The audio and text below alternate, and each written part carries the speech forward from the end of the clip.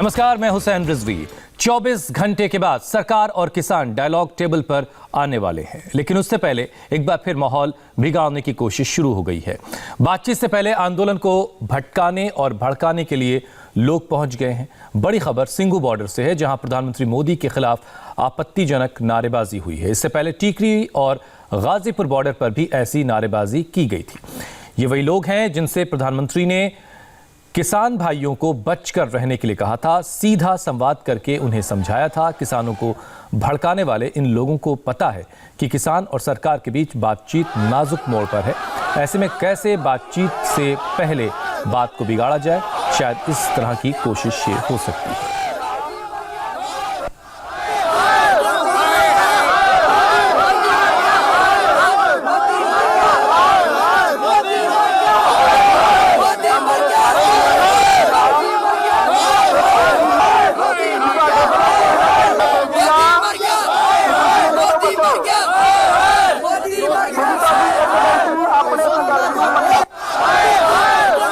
हमारे संवाददाता जतिन शर्मा इस वक्त सिंघू बॉर्डर पर हैं और दिल्ली जयपुर हाईवे से मनीष भट्टाचार्य हमारे साथ जुड़ेंगे। सबसे पहले हम सिंघू बॉर्डर चलते हैं। जतिन, कल बातचीत होनी है, उससे पहले हम जो तस्वीरें देख रहे हैं, जो नारेबाजी सुन रहे हैं, वो इस तरह का माहौल बेहतर नहीं है कल की होने वाली बातचीत से पहले। किसान नेता अक्सर हमने सुना है वो समझाते हुए कि कोई भी ऐसी बात नहीं होनी चाहिए जो अच्छी नहीं है, और लगातार इस तरह की अपीलें भी की जाती हैं। लेकिन जो तस्वीरें आ रही हैं, इन तस्वीरों को लेकर के और जो नारेबाजी हो रही है, इनको लेकर के फिलहाल आपकी कुछ लोगों से क्या बातचीत हुई है, क्या कह रहे हैं वो? जो देखिए, सुबह की ये तस्वीरें हैं। जब हम यहाँ पर पहुंचे थे, किसानों से ये जानने की कोशिश कर रहे थे कि कल जो मीटिंग होनी है उस मीटिंग से किसान क्या सोच रहा है, क्योंकि किसान नेता तो बातचीत करने को तैयार है। उनका ये कहना है कि बातचीत से इस पूरे मसले का हल निकलेगा, लेकिन हजारों की संख्या में सिंघू बॉर्डर पर जो किसान मौजूद है उनका तर्क भी जानना जरूरी है, और यही जानने के लिए हम वहाँ पर पहुंचे थे। लेकिन जिस तरीके से नारेबाजी वहाँ पर हुई हमने खुद देखा, और खास तौर पर जो युवा लड़के हैं वो इस तरीके की नारेबाजी करते नजर आए। इस पूरे इंसिडेंट के बाद जब हमने किसान नेताओं से दोबारा संपर्क किया और उनसे जानने की कोशिश की कि आप लगातार मन से अपील करते हैं कि किसी तरीके से व्यक्तिगत तौर पर टिप्पणी आप लोग नहीं करेंगे, नारेबाजी नहीं करेंगे, लेकिन उसके बावजूद भी इस तरीके की तस्वीरें आ रही हैं, तो उनका वही पुराना जो तरीका है बोलने का कि हम लगातार अपील करते हैं, मना करते हैं, आंदोलन को भ्रमित करने की कोशिश, और कहीं ना कहीं सरकार पर इस तरीके के नारेबाजी लगाने के भी आरोप उन किसान नेताओं द्वारा लगाए गए कि सरकार से जुड़े, प्रशासन से जुड़े कुछ लोग इस आंदोलन को भ्रमित करना चाहते हैं, और इस तरीके की तस्वीरें लगातार सामने आती हैं। सिंघू बॉर्डर की ये तस्वीरें हैं। इससे पहले टिकरी बॉर्डर और गाजीपुर बॉर्डर पर भी इस तरीके से नारेबाजी देखी गई, लेकिन किसान नेता साफ अपना। जतिन, मैं लौटूंगा आपके पास दोबारा, आप हमारे साथ बने रहिए। तो ये तस्वीरें, हम उम्मीद करते हैं कि इन तस्वीरों और इन नारेबाजियों की वजह से कल जो बातचीत है उस पर कोई असर नहीं पड़ेगा। इन तस्वीरों के बीच सवाल ये भी है कि क्या सरकार और किसानों के बीच डेडलॉक खत्म होगा? करीब 24 घंटे के बाद हर एक सवाल का जवाब मिलने वाला है, क्योंकि छठे राउंड की बातचीत के लिए एक बार फिर से सरकार और किसान नेता आमने सामने बैठेंगे। किसानों ने पहले सरकार को बातचीत के 4 एजेंडे भेज दिए हैं। इस प्रस्ताव पर आज सरकार की तरफ से जवाब आ सकता है। हालांकि बातचीत से पहले कृषि राज्य मंत्री ने इस विवाद के हल की उम्मीद जताई है, लेकिन दूसरी तरफ किसानों ने अपना आंदोलन तेज कर दिया है। किसान तीनों कृषि कानूनों को रद्द करने की अपनी मांग पर अड़े हैं, साथ ही एमएसपी पर कानूनी गारंटी चाहते हैं। ऐसे में सवाल यह है कि क्या इस बार बातचीत में बात बनने वाली है या बनेगी? हालांकि सरकार का स्टैंड भी कृषि कानून पर बिल्कुल साफ है, बिल्कुल क्लियर है। सरकार संशोधन तो करने को तैयार है, लेकिन कानून वापस लेने के मूड में बिल्कुल नजर नहीं आती। ऐसे में इस बार क्या होगा? क्या सरकार किसानों को मनाने में कामयाब हो पाएगी? हालांकि सरकार भरोसा जता रही है कि इस बार कोई सॉल्यूशन, कोई हल जरूर निकलेगा। तो तीनों कृषि कानूनों को रद्द करने की मांग पर किसान अड़े हुए हैं। सरकार का भी साफ स्टैंड है कि वो इन कानूनों को वापस नहीं लेगी, संशोधन जरूर कर सकती है। किसी भी समस्या का हल है वो बातचीत से निकलता है, और निश्चित रूप से मुझे विश्वास है कि 29 तारीख को जो वार्ता होगी उसमें किसान की नज़र से अगर वार्ता होगी तो निश्चित रूप से हल निकलेगा। तो उसकी मांगों को लेकर अगर बातचीत होगी तो मैं सोचता हूं कि निश्चित रूप से एक अच्छा परिणाम आएगा, और हम आशावान हैं। और बिल्कुल ही 29 तारीख को किसान अपने मन की बात से अगर बात रखेंगे और जो किसान की बात करेंगे तो उसका हल निकलेगा। और कोई भी माँ का लाल किसानों से उनकी जमीन नहीं छीन सकता है। सुन लेते हैं। जो कानून उन्होंने निकाले उन्हें वापस लेना चाहिए। राहुल जी नहीं आए, राहुल गांधी नहीं आती हूँ।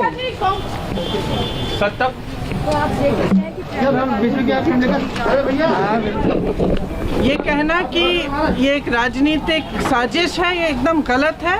और जिस तरह के लफ्ज़ ये किसानों के लिए इस्तेमाल कर रहे हैं, मैं समझती हूँ कि ये पाप है, क्योंकि जवान किसान का बेटा होता है। जवान हमारी सीमाओं पे खड़ा है हमारे लिए। किसान अन्नदाता है इस देश में।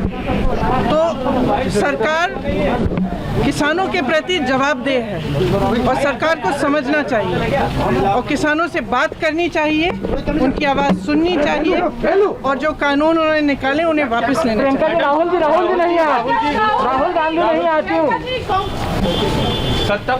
तो प्रियंका गांधी को सुन रहे थे आप। प्रियंका गांधी ने उस बात पर भी जवाब दिया जिसमें ये बार बार कहा जा रहा है कि विपक्ष की राजनीति का शिकार हो रहे हैं किसान। तो सीधे सीधे प्रियंका गांधी ने कहा कि ये इस तरह की बातें करना सरकार बंद करे और सरकार को फौरन इसका कोई समाधान निकालना चाहिए। तीनों कृषि कानून वापस लेने चाहिए, ये बात प्रियंका गांधी की तरफ से कही गई।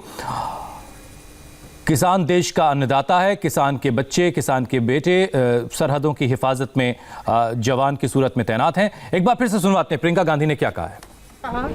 कि सरकार को किसानों की आवाज़ सुननी चाहिए। ये कहना कि ये एक राजनीतिक साजिश है, ये एकदम गलत है। और जिस तरह के लफ्ज़ ये किसानों के लिए इस्तेमाल कर रहे हैं, मैं समझती हूँ कि ये पाप है, क्योंकि जवान किसान का बेटा होता है। जवान हमारी सीमाओं पे खड़ा है हमारे लिए। किसान अन्नदाता है इस देश में। तो सरकार किसानों के प्रति जवाबदेह है और सरकार को समझना चाहिए और किसानों से बात करनी चाहिए, उनकी आवाज़ सुननी चाहिए और जो कानून उन्होंने निकाले उन्हें वापस लेना चाहिए। राहुल जी नहीं आए। तो एक तरफ सरकार विवाद के हल की उम्मीद जता रही है, किसानों को समझा रही है, तो दूसरी तरफ किसानों ने अपना आंदोलन तेज कर दिया है। अब तक खुले आसमान के नीचे बैठे किसानों ने गाजीपुर बॉर्डर पर बाकायदा टेंट सिटी बना दी है और सरकार को मैसेज भेजा है कि वो यहां से हिलने वाले नहीं हैं। India TV reporter Sanjay Shah की एक रिपोर्ट देखिए। दिल्ली मेरठ हाईवे पर किसानों का आंदोलन चल रहा है और जिस हाईवे पर गाड़ियों का काफिला दौड़ता था, उस हाईवे को अब इस समय टेंट सिटी के रूप में तब्दील किया जा रहा है। इस वक्त आप तस्वीरों में देख सकते हैं कि हाईवे के ऊपर की तस्वीरें हैं और ये जो किसान उत्तराखंड और उत्तर प्रदेश के अन्य इलाकों से यहाँ पर आए हुए हैं अपनी मांगों को लेकर आंदोलन करने के लिए।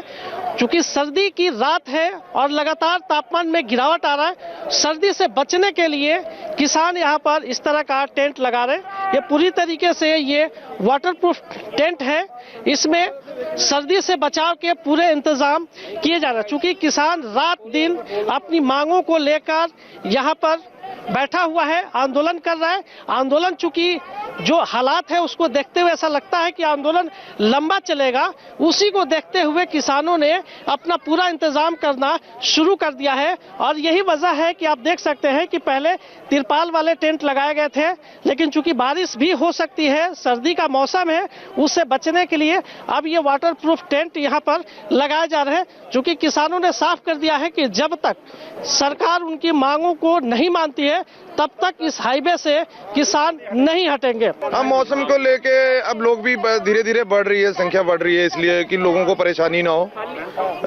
आने वाले टाइम में परेशानी ना हो, ये है कि इसलिए ये लगाए गए हैं। इस तरह का टेंट लगाने का क्या अर्थ है? आंदोलन लंबा चलना है। ये हम तो बैठे ही हैं आंदोलन के, जब तक हमारी मांगे पूरी नहीं होगी तब तक हम बैठे ही हैं।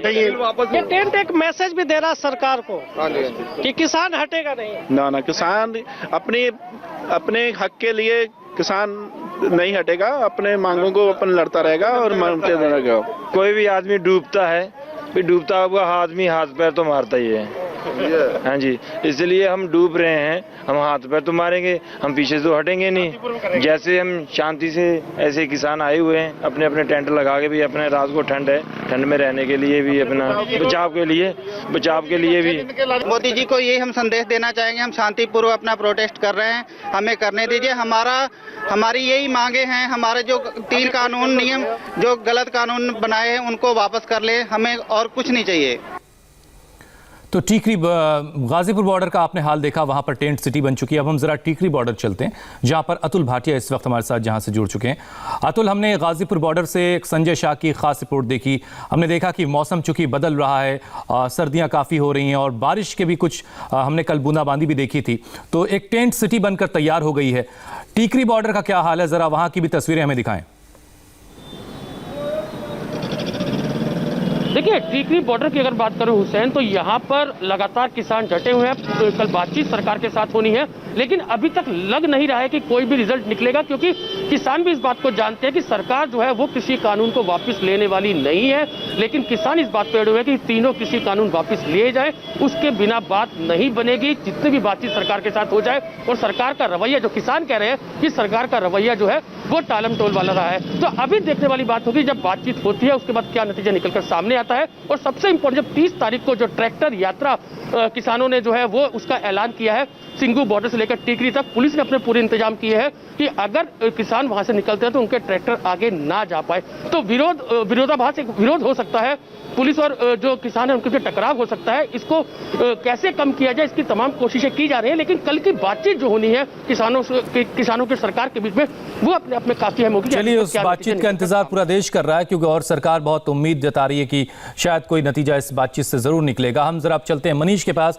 मनीष भट्टाचार्य जो इस वक्त दिल्ली जयपुर हाईवे पर हैं।